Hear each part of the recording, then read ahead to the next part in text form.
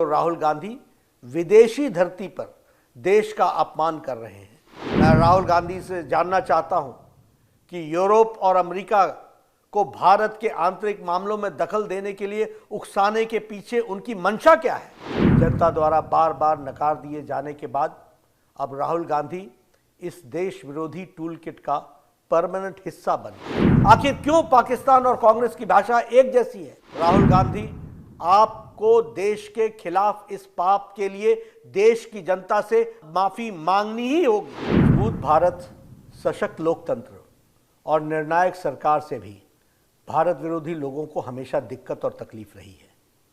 दुर्भाग्य की बात यह है कि इन देश विरोधी गतिविधियों में देश की सबसे पुरानी पार्टी कांग्रेस पार्टी भी अब शामिल हो गई है। जनता द्वारा बार बार नकार दिए जाने के बाद अब राहुल गांधी इस देश विरोधी टूल किट का परमानेंट हिस्सा बन गए हैं। एक ओर आज भारत जहां प्रधानमंत्री मोदी जी के नेतृत्व में दुनिया की 5वीं सबसे बड़ी आर्थिक महाशक्ति बन रही है, वहीं जहां G20 की बैठक आज भारत में हो रही है, वहीं दूसरी ओर राहुल गांधी विदेशी धरती पर देश का अपमान कर रहे हैं, सदन का अपमान कर रहे हैं, देश की पूर्ण बहुमत से चुनी हुई सरकार का अपमान कर रहे हैं और देश के 130 करोड़ जनता का अपमान कर रहे हैं। ये देशद्रोहियों के हाथों को मजबूत करना नहीं है तो और क्या है। राहुल गांधी जी, आपने विदेश की धरती पर कहा कि भारत में लोकतंत्र खत्म हो गया है और यूरोप और अमेरिका इसमें दखल देना चाहिए। इससे शर्मनाक बात क्या हो सकती है। किसी दूसरे देश से भारत के आंतरिक मामलों में दखल देने की मांग करना भारत की संप्रभुता पर हमला है। मैं राहुल गांधी से जानना चाहता हूं कि यूरोप और अमेरिका को भारत के आंतरिक मामलों में दखल देने के लिए उकसाने के पीछे उनकी मंशा क्या है। विदेशी षड्यंत्रकारियों से मिलीभगत करके आप भारत की आर्थिक घेरेबंदी और सामरिक घेरेबंदी करवाने का प्रयास कर रहे हैं। स्वतंत्र भारत के इतिहास में विषम से विषम स्थिति में भी आज तक देश किसी भी बड़े नेता ने विदेश में जाकर के विदेशी ताकतों से भारत सरकार के खिलाफ कार्रवाई करने की आह्वान नहीं किया है। राहुल जी, आपको यह कृत्य स्वतंत्र भारत के इतिहास का सबसे गंभीर मामला है। इससे जनता को भारी आक्रोश है, जनप्रतिनिधियों में भी आक्रोश दिख रहा है। हर राष्ट्रभक्त सांसद इस समय अंदर से आहत है। राहुल गांधी, आपको देश के खिलाफ इस पाप के लिए देश की जनता से माफी मांगनी ही होगी। अब स्पष्ट हो गया है कि मणिशंकर अय्यर का प्रधानमंत्री नरेंद्र मोदी जी को हटाने के लिए पाकिस्तान से मदद की गुहार लगाना और सलमान खुर्शीद का मोदी जी को हटाने के लिए विदेशी मदद की मांग करना उनकी व्यक्तिगत सोच नहीं थी, बल्कि यह कांग्रेस की सोची समझी और उनके शीर्ष नेताओं की यह सोच रही है। यह बात उजागर होती है। जिस इंग्लैंड ने हमें और हमारे ऊपर वर्षों तक शासन किया, उसी के सरजमीं पर जाकर राहुल गांधी ये कहें स्वयं भारत में विदेशी ताकतों से दखल देने की मांग कर रहे हैं, यह देश का दुर्भाग्य नहीं है तो और क्या है। मुझे संदेह है कि राहुल गांधी भारत के लोकतंत्र की कितनी जानकारी रखते हैं, कितना समझते हैं। अच्छा होता स्वतंत्र भारत के लोकतांत्रिक इतिहास को यदि राहुल गांधी सही तरीके से पढ़ते और उन्हें पता चलता कि लोकतंत्र की हत्या किसने की है और लोकतंत्र की रक्षा किसने की है। राहुल गांधी जी, आप आपातकाल के इतिहास को पढ़िए। आपकी दादी माँ ने, उस समय की भारत की प्रधानमंत्री ने, आपकी कांग्रेस पार्टी की सरकार ने इस देश में 19 महीनों तक आपातकाल लगाकर लगभग 1.5 लाख बेगुनाह लोगों को, राजनीतिक कार्यकर्ताओं को, युवाओं को, वृद्ध को, महिलाओं को, सबको अकारण जेल में डाल दिया था और वह भी Misa, maintenance of internal security act के तहत और डिफेंस ऑफ इंडियन रूल के तहत, DIR के तहत।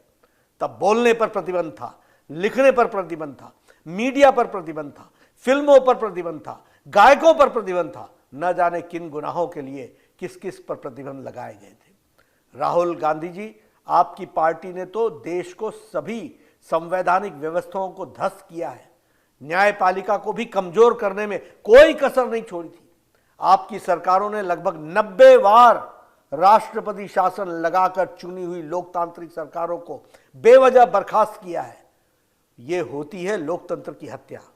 राहुल जी, आपकी पार्टी के द्वारा जिस ढंग से आपातकाल को लगाकर देश के संविधान को समाप्त करने का प्रयास किया गया, उसका प्रतिकार इसी देश की जनता ने किया था। आपके शासन को उखाड़ फेंका था, किसी विदेशी ताकत ने नहीं।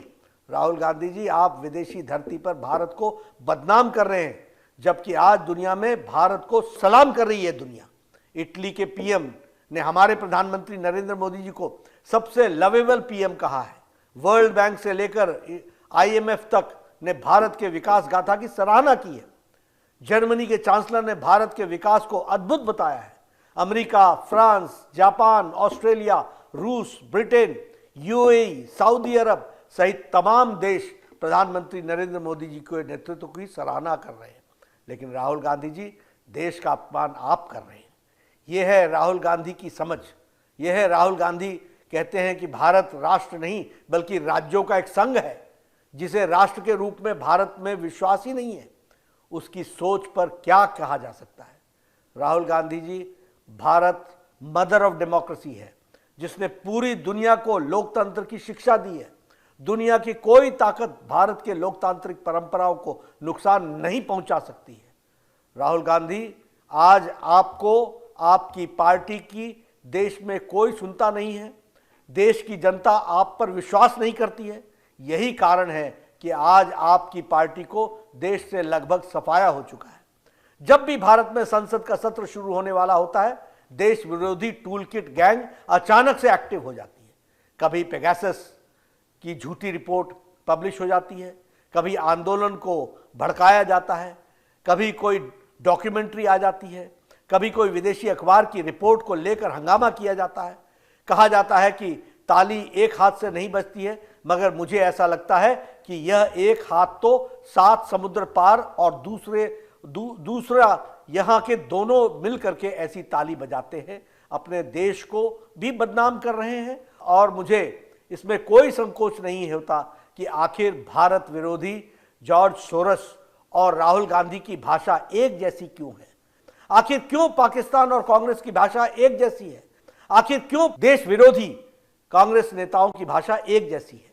विदेशी ताकतें भारत में को कमजोर और मजबूर गठबंधन की सरकार चाहती है, ताकि वे अपनी आवश्यकताओं के अनुसार अपने फायदे में सरकार का उपयोग कर सकें। भारत को कमजोर और डीप स्टेट का षड्यंत्र है, जिसमें कांग्रेस सहित तथाकथित लेफ्ट लिबरल्स मिले हुए हैं। पर इस देश के करोड़ों देशभक्त नागरिक कांग्रेस और विदेशी षड्यंत्रकारियों की इन मंसूबों को कभी कामयाब नहीं होने देंगे। राहुल गांधी, आपको देश के खिलाफ इस पाप के लिए देश की जनता से माफी मांगनी ही होगी।